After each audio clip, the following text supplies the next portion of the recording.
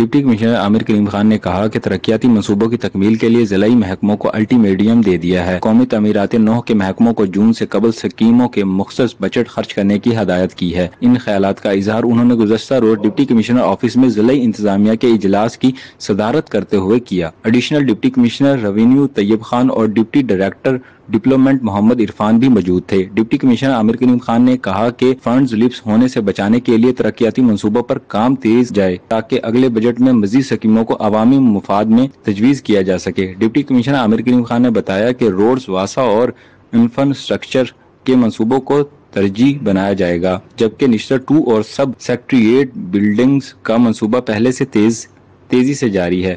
Deputy commissioner نے کہا کہ گنجان آباد علاقوں کے روڈز کو اپ گریڈ کرنے کی منظوری دے دی گئی ہے۔ رواں ماہ ضلع کونسلر اور میونسپل کارپوریشن کو ہدایت کی ہے کہ اسٹریٹ لائٹس کو مکمل افعال کیا جائے اور قبرستانوں کی 4 دیواری کے منصوبے بھی جلد مکمل کیے جائیں۔